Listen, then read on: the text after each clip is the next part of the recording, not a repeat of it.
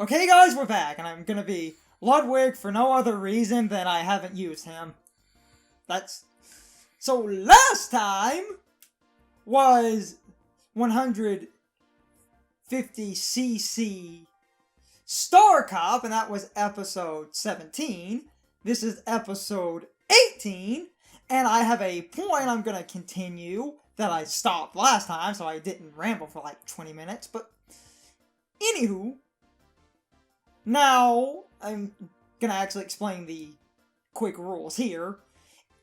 I'm going to attempt the cup. If I fail, I'm gonna be editing all of that out by being quiet while the game is initially loading.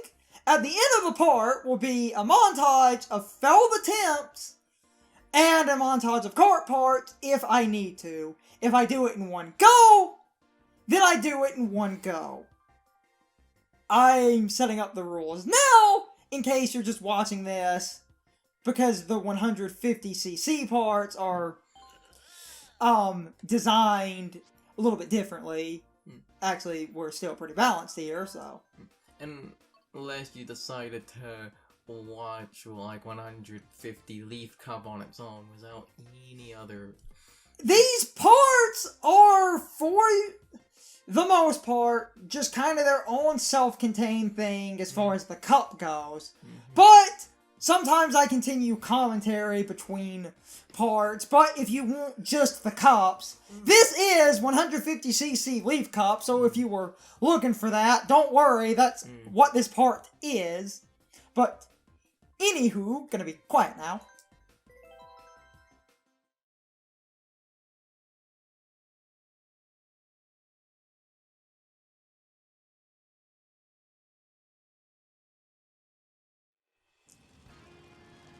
Okay, so, don't know if this recording going in. Last time I was trying to ramble about, basically, Sean had a competitive fighting game opinion that if you make a game simple, you eliminate the competitive fan base, and then he was so brazen as to say that, I don't remember. I said Sean said that thing about steroids, but that might have been the other guy who agreed with Sean. So if it wasn't Sean, I didn't watch the conversation, so I can't comment. It was one of those two. I actually don't. To be fair, it might have not actually been Sean, but it was a conversation that was said, and Sean agreed at the very least, even if he didn't say it. But anywho, so Sean was trying to argue that because of the whole skill gap thing, that simplification is the equivalent of using steroids, and that it's basically pointless. In the last part, I said then basically I'm playing this game without any skill. God forbid the fact that I'm... Oh, damn it. Through the shell. God forbid the Oh look, he has a super horn, and I think it might be gone now. If I didn't throw that shell. But at least he doesn't have a way to defend himself. So, I had, basically, I found some really good arguments against competitive fighting games being complicated, and I just wanted to run down a few of my favorites from some people in some comment sections on some videos. Because these are really good arguments, and I liked hearing these. One that I loved, someone actually said that using, hold on, god damn it. Oh, this is like the at the end of the race too. Someone, oh god damn it, I'm probably about to lose. There. Oh shit. There. Oh, Jesus Christ. Oh. Gonna get clutch.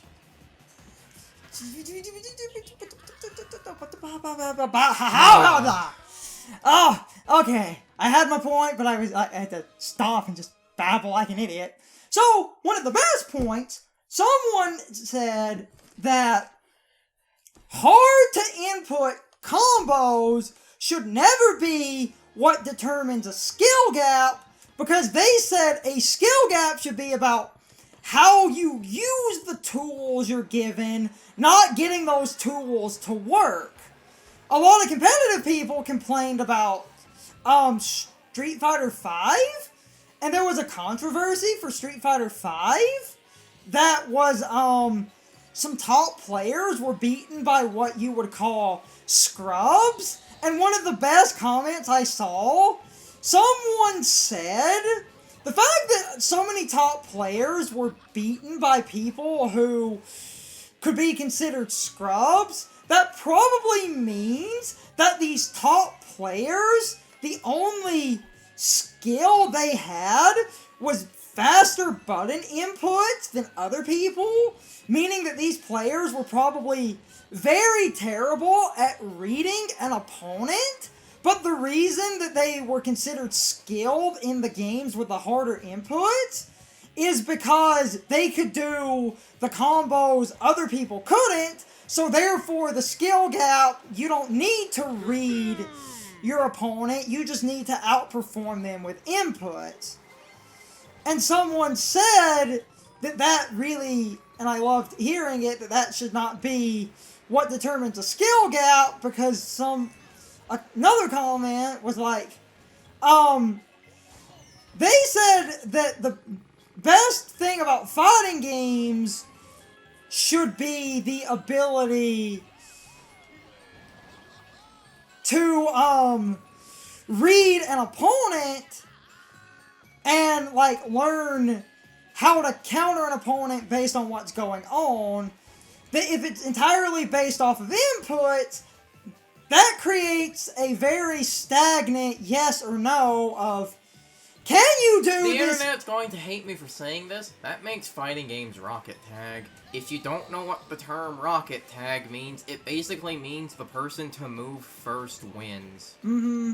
And it creates a very stagnant yes or no question. Like I said, it basically creates the person that moves first wins. The first person that can input the focus attack dash cancel is the guy that wins. I know that was Street Fighter 4, but my point still stands. The yes or no question, in case you're wondering, can you do this impossible, hard as fuck input? If yes, you're likely going to win. If no, you're likely going to lose. That's the entire fighting game. I literally watched competitive fighting people complain that the reason Street Fighter V is bad is because now anyone can do my signature combo win! Then we have that 8-frame window controversy. Oh, and then one of the best points I saw, and this I loved, and this person was fighting a lot of people in a comment. Someone was like, the casual market should be the market that you care about the most. And they said the casual market is far bigger than the niche market of elitist douchebags. And every game that is made easier, normally more often than not... That's what saves the franchise. I will always bring up Fire Emblem for this exact reason. Damn it. The best-selling Fire Emblem game is... Oh, that was a lot. The best-selling Fire Emblem game is Awakening because it was dumbed down for casuals. Mm-hmm. And another really good argument, and I am honestly surprised that competitive fighting people don't like a simplified game for the argument I'm about to say. Carson had said this, I've seen comments about it. So... competitive fighting people all the time, just offhanded, you'll see them go like, oh man, I would love a good, like, epic match, or like a down to the wire type match, or yada yada yada, but then it's like, if a game is simplified or dumbed down, then that should mean more people enter the competitive scene! Yeah. You'd have more competition than ever! That should mean you have more close matches because people that don't have the time to memorize single frame links can be able to compete with you. If you really want down-to-the-wire competition... I find it funny, these people act like they want fairness and they want balance, yet when something is changed or balanced, they complain about it. Mm-hmm. I liked... Basically, I loved someone saying that when a game is made easier, it just increases the market share because the market is now focused on a wide audience. And why did that go to second for like a second? I think they took the drum shortcut. Huh. As I drifted around it. Huh. Ooh, that was almost close. I'm in first! You see, that's just a small side point. A thing I liked in the Sonic is that when you end a race, it shows you the time someone finished at, so you can see how close you were to winning or losing. Anywho, to keep our controversial point going, games that are oversimplified in a market share sense do far better than games that are basically competitively focused. And competitive people can complain, but it's almost like if a game is not set up for elitist douchebags, more than like 10 people will play it. And it's not an exact fit, but just a funny thing, apparently, because... I'm using this little shortcut. Apparently, because Dark Souls has the whole infamous difficulty thing, it never really sold well. Bloodborne, apparently, because it didn't have the Dark Souls name attached to it, and also apparently because Sony themselves published and funded that, that was like, I believe, the best-selling Dark Souls game, technically free. While it's still hard and holds on to the series' archaic design choices, but I just find that kind of funny, that because it wasn't harboring the name, it didn't have the difficulty stigmas until people actually played it. And another good argument I saw, Sean was trying to use the argument of, but, like, if these guys are putting in all their, like, time and skill into, like, Street Fighter or whatever, why shouldn't they be rewarded? And the best counterpoint to that I saw, why should I have to devote my entire life? Why should I have to get 20 years of experience just to beat a guy for one round? Mm-hmm. To play competitive Street Fighter, it is, you will give your life to competitive Street Fighter. You will give your life to a single character. You will give 20 years to mastering one combo. Why? Why should that be the case? No, no, I know. It's like, look how close baby Luigi was for a minute. Nothing was going to happen, but if stupid Red challenges... One beautiful thing... Oh, wait. We did that one try. Damn. What? Before I move on, I have just a quick point about Mario Kart 8 and 8 Deluxe that I love. This course, 150, is almost always a given here if you take my path. Because the AI is programmed to take multiple different paths. The AI gets super confused. They do not take the path I take. So as long as you're consistently taking that, and the AI, more often than not, takes worse paths. Huh. So that course is a given. Weird. That course is a given. Generally. Fascinating. Because you can take multiple paths. So... Because the way, like, and I'm gonna ramble a couple more fighting points before ending this, but I want to explain why I was winning so good, on that course specifically.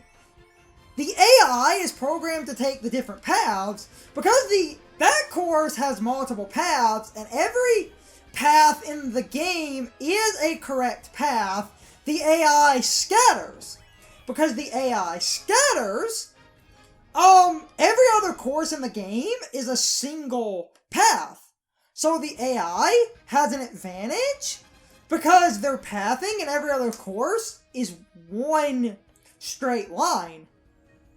Because the Yoshi course is not a straight line, and it's multiple straight lines.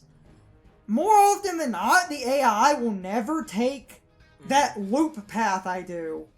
So the rubber banding can't keep up with you because it's rubber banding based on the other paths. I had no one anywhere close to me. You saw it. Yes. And I will fully admit that that win was as easy for me as it was because of AI pathing oversights. That's fascinating. It's just how the game's programmed. Okay, now we got a Kart part. You know, because multiple courses, paths. And I'm gonna finish my fighting point. Oh! I love that glider.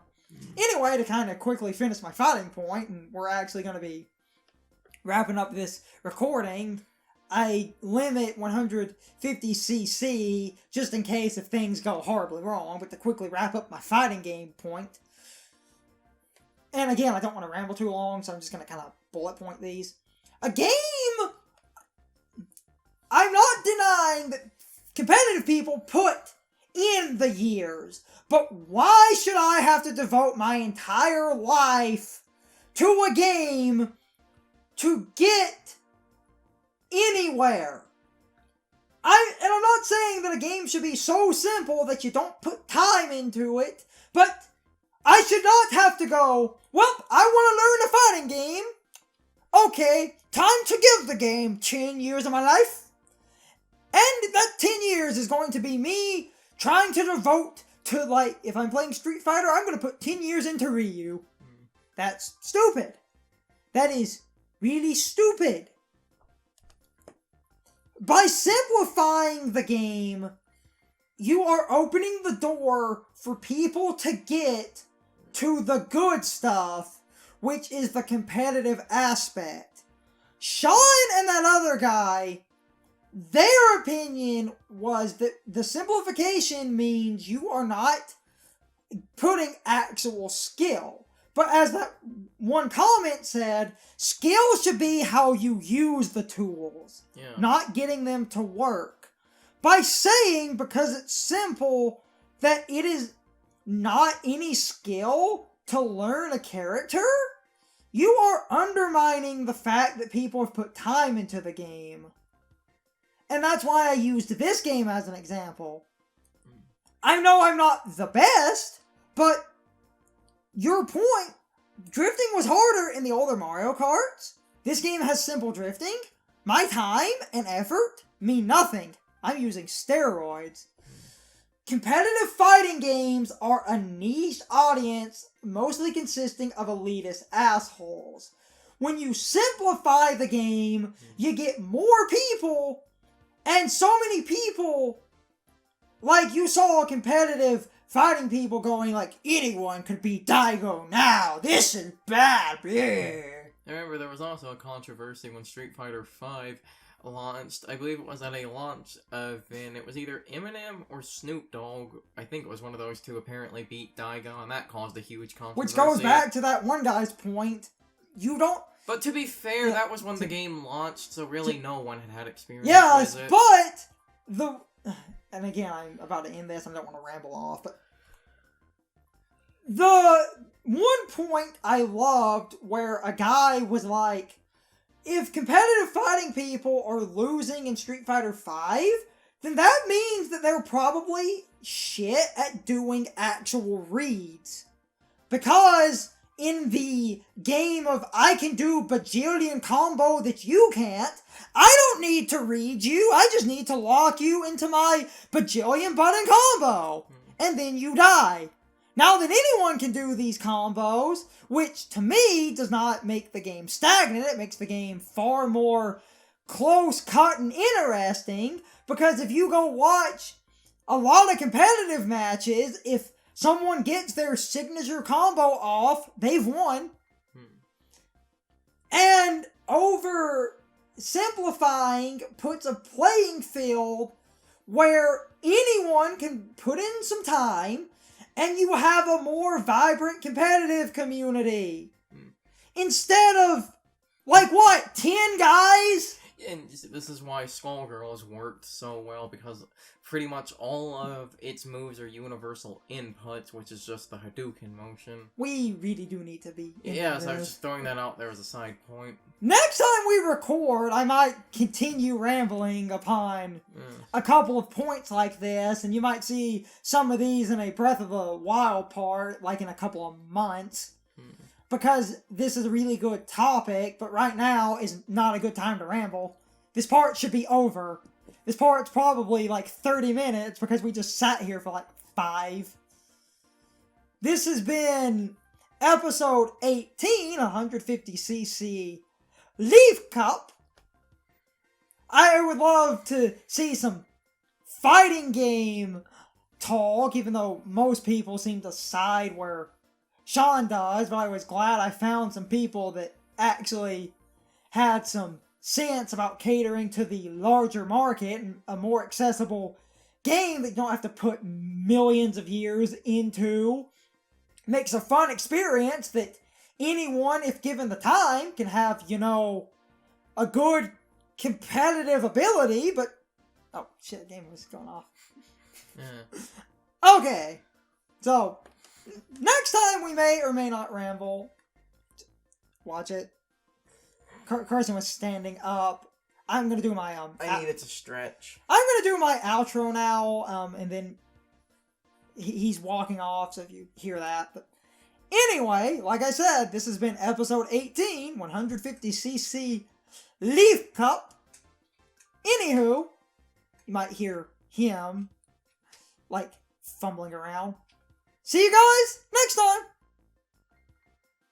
Okay guys, so my question of the day is, what did you think of the counter arguments I said about why fighting games and other competitive games should be made simplified and more accessible? I thought they were really strong arguments as to why that should be the case, but anyway, I would really love to know what you guys think. You can leave your thoughts, opinions, and answers in the comments below, or you can leave them on social media.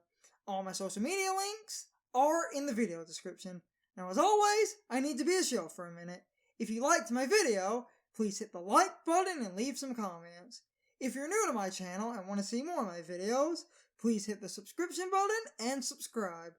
If you're already subscribed, please ring the bell next to the subscription button. That gives you the proper notifications of whenever I upload a new video. Also, don't forget to follow me on social media. Doing all of these things really helps out the channel, and it really helps our communities grow. Anyway, I hope you guys enjoyed this video. See you guys next time.